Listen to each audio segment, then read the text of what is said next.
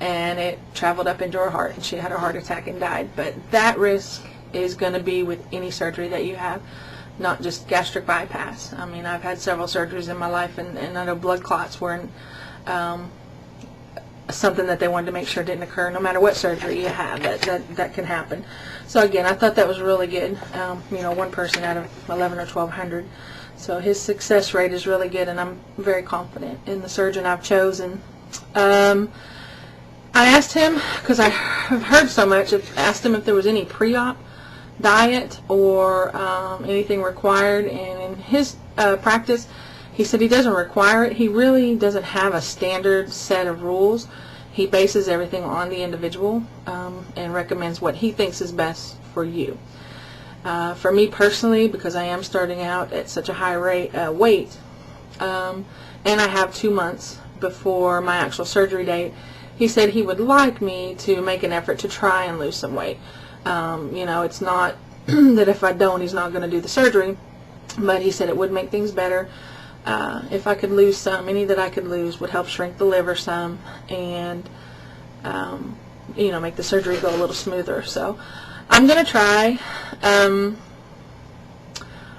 Probably starting, you know, like 4 weeks before, I'm really going to make a conscious effort to try and watch what I eat and try to diet, because I have, you know, been able to lose weight in the past. Keeping it off, as we all know, is what the problem is. So like you said, if I can just go ahead and start the diet, start losing some weight, I won't have to worry about keeping it off, because by the time I get to the point where I would normally start sabotaging my diet, I'll be having the surgery, and then I'll just be able to continue to lose weight. So for his case, no pre-op diet is required. He wants me to start taking 1 a day multivitamin with iron now, and he said that'll change, you know, after the surgery. Of course, I'll have to take the bariatric vitamins, but for now, since I don't take any vitamins now, he said it would be good to start on the 1 a day. So I went ahead and picked some up today, and I'm going to start on those tomorrow. A medical alert bracelet. I don't know if I haven't heard anybody else talk about this before, but if you have the surgery, they like you to get a medical alert bracelet, necklace, something along those lines. And what you need to have put on there is that you have had bariatric surgery, and once you've had bariatric surgery, you can no longer, you have to put on there no NG tube, because if they go to put an NG tube in there, there's no stomach for it to go into. Also, no NSAIDs, non-steroidal anti-inflammatories, because those can cause ulcers. So you want to steer clear and make sure that those are on your medical alert bracelet. I asked again some other things that were just real specific to me, like what tools does he use. I've watched several different surgeries on YouTube, and I saw they each use different tools. So, you know, I asked him about that, and how much of the intestines would he bypass. And again, that's different according to the person and the size, the starting weight before surgery, or day of surgery, I should say. I asked him if he's ever had to revert. In my case, I'm getting a laparoscopic bypass.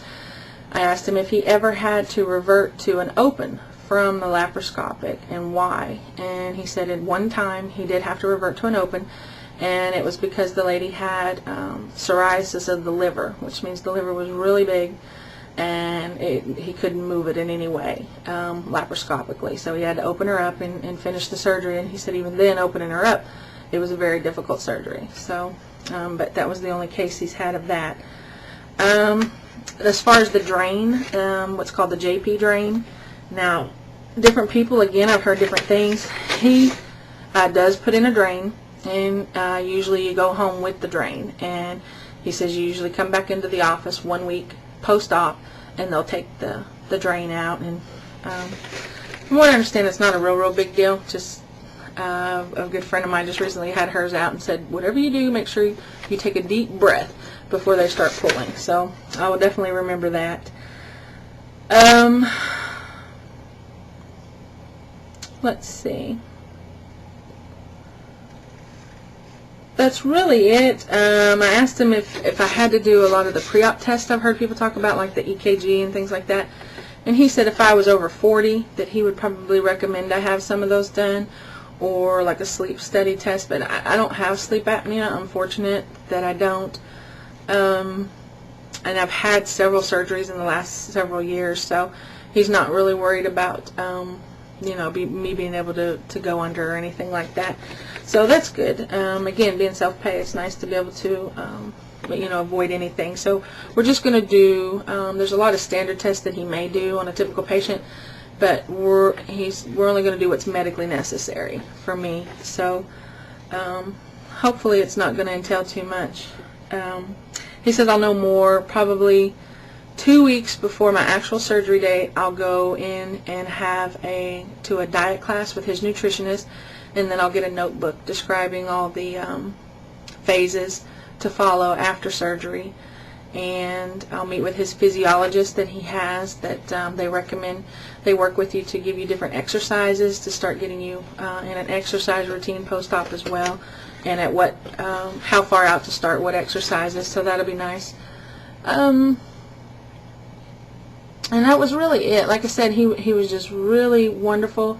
Really looking forward. And what was really cool, what I thought, was I had went to his seminar about a month ago. There were over 200 and some people there. And I stayed after, as well as did a lot of people, just to kind of go up and say hey. And, I asked some stupid question. I don't even remember what it was now. But he remembered me. And I thought, wow, that was over a month ago, and there were so many people there. So, again, that just really made me feel good about him as a doctor, because he was like, I think I saw you. Weren't you at my seminar? Didn't we talk? And I was like, yeah. So that was pretty cool. For me, again, because of where my starting weight is, I asked him how much weight could I expect to lose. That was another question I asked him. And he said in the first year I should expect to lose 150 pounds if I follow the rules. And the second year he would like me to be able to lose a pound a week, which would give me an additional 50 pounds off the second year. So I could eventually hopefully get to a target weight. He had, his goal for me was from 165 to 175 for a target weight, and that would put me at a target BMI of 28, which I can't even fathom. I can't even remember ever being under 200 pounds. So that's why I told him I was having a hard time myself, even thinking that I would be able to be less than 230, 240, and he said, no, you'll get there as long as you do what you need to do. And he was very confident, and gave me a lot of, let me know that he felt confident that I would be able to do it and stick with it. So that's my update. That's how my consult went. It went really well. I'm real glad to have that part over with, and now it's just made it even more a reality. Like I said, probably tomorrow, well, within the next 2 to 3 days, I should have my actual surgery date, and I'll post to let everybody know when that is. If anybody has any questions, because I ended up being there 2.5 hours. It was supposed to be an hour-long visit. I was there 2.5 hours because he just stayed there and answered everything that I had, which I did ask more questions. But if anybody hasn't had theirs yet and you have any questions, or if there's any advice I can give, or if you want a list of the questions that I did ask, I'd be glad to email them to you or send them to you in a message. So that's it. Take care, and talk to you guys later. Bye.